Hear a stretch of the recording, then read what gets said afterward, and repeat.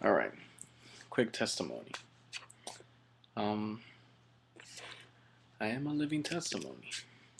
Where can I start? Um, Name's Hugo. I'm a guitarist. I'm a pianist, etc. I have a happy face. I enjoy life, and etc. But at times, it sucks. Um, I had a really rough childhood. To make story short, I'm gonna say my testimony real quick. But I remember one day, it was on April. It was on a Monday. All I can remember is when the doorbell, sounded. I didn't want to get up. I was like right next to the exit door. My mom went out to check out who it was, and it was my dad. So, whatever. And she goes, checks, and I hear him discussing, but I went back to sleep. And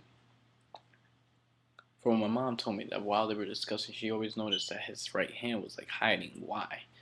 Didn't know. Comes to find out that when they pulled out, when after the end of the discussion, he pulled out this huge, enormous knife. Machete, however you want to call it, that don't matter. But it was huge.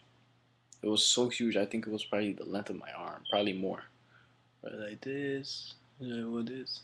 Yeah, it was about that size, probably from like the tip to my elbow. Anyway, so she panicked. She didn't know what to do. She just froze, and my own father stabbed my mother to death.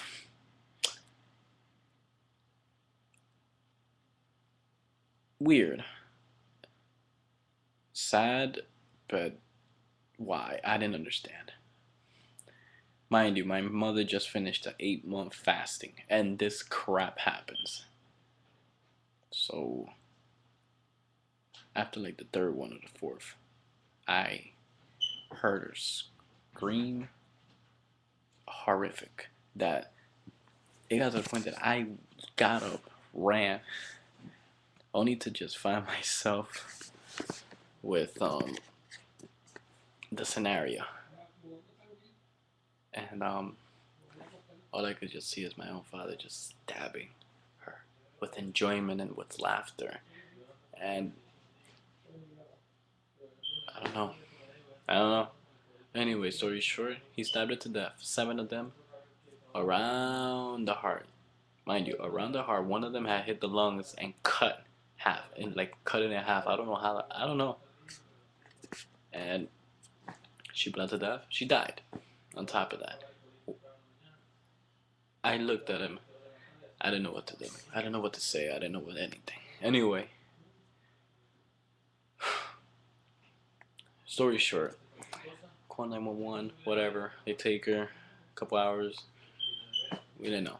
I almost committed suicide that day too, because I couldn't understand what the hell has happened. How could my own father have done that? I don't know. I don't know. All I could just remember that before I threw myself, I saw my brother with this little teddy bear, and I didn't do it. I had a couple friends from church. I will keep the names reserved, but I do thank them, and they know who they are. Whoever, if they get to see this video, but I really appreciate them a lot for being in my life. And a couple hours later, like while the pastor was in the hospital with my mom was dead. They did a live operation, no anesthesia, no nothing.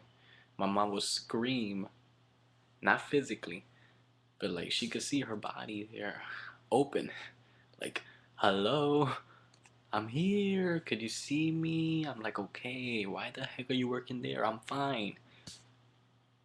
She didn't understand that she was basically dead there physically, but she could see herself there. Her soul was like out of her body, and all she could remember when she told me was that she saw this bright, shiny light. It looked so nice too, from what she told me, and she saw her body.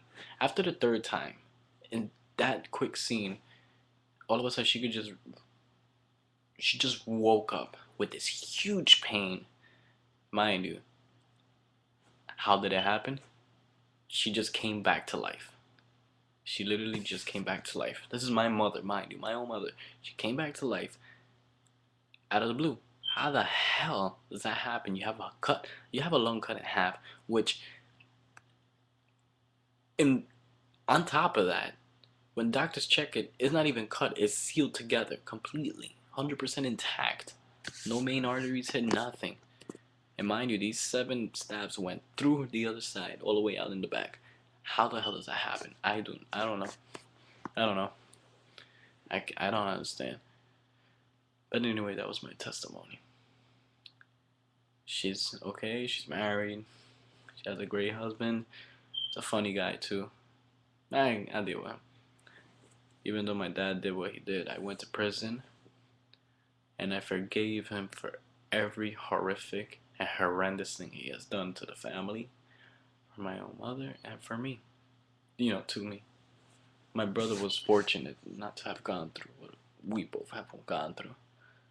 And after that, we didn't have a place to stay. We went to a shelter, and we went through our battles as well as I did. And I'm happy to say that up till now, God has helped me. And when life seems senseless, that's a very dangerous position you find yourself, because when you get to that point when everything in life is just meaningless and you don't understand what your purpose is and you just go blank and you don't know, it's very dangerous, because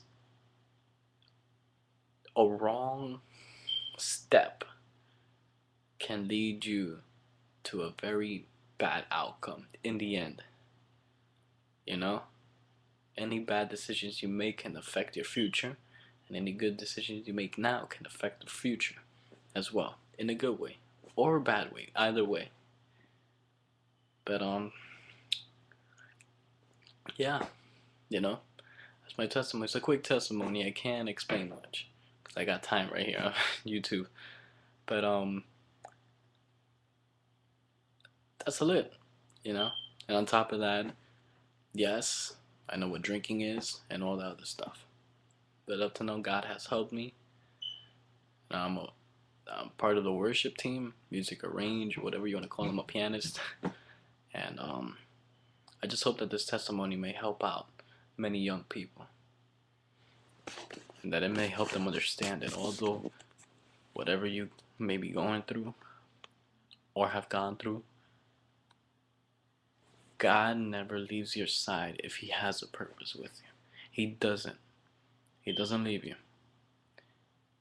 He has something special for you. It's just that it takes time, and it takes certain things to happen for you to, it's weird how God works, but God has His own way of working that myself, I don't understand at all. And I try not to, because it's too much. But yeah. Naive YouTube viewers, and God bless. Take care. Ciao.